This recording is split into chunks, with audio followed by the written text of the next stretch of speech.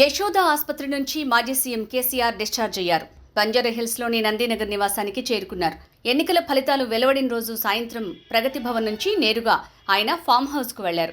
మరుసటి రోజు అర్ధరాత్రి దాటిన తర్వాత ఫామ్ హౌస్లోని బాత్రూంలో ఆయన ప్రమాదవశాత్తు కాలు జారి పడటం గుర్తించిన అందుబాటులోని సిబ్బంది హుటాహుటిన సోమాజిగూడలోని యశోద ఆసుపత్రికి తరలించారు. ప్రాథమిక చికిత్స చేసిన అనంతరం వైద్య పరీక్షలు నిర్వహించగా కేసీఆర్ కాలి తుంటి ఎముక విరిగినట్టు తేలింది. కేసీఆర్ కాస్త కోలుకున్న తర్వాత ఈ నెల 8న వైద్యులు కేసీఆర్కి తుంటి మార్పిడి ఆపరేషన్ను చేశారు.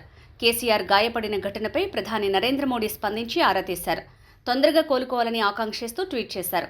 సీఎం రేవంత్ రెడ్డి కూడా వెంటనే స్పందించి వైద్య ఆరోగ్య శాఖ కార్యదర్శిని పంపి మెరుగైన వైద్యం అందేలా చూడాలని ఆదేశించారు.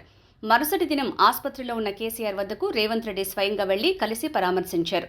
తర్వాత మాజీ CM Chandrababu, deputy CM Bhatti, senior మంత్రులు తుమ్మల నాగేశ్వరరావు, బీఎస్పీ నేత ప్రవీణ్ కుమార్, హీరోలు చిరంజీవి, నాగార్జున తదితరులు పరామర్శించారు. ఆసుపత్రిలో కోలుకున్న కేసీఆర్ను డిశ్చార్జ్ చేయడంతో కాసేపటి క్రితం ఆయన యశోద ఆసుపత్రి నుంచి బంజారాహిల్స్ నందినగర్లో ఉన్న తన నివాసానికి చేరుకున్నారు.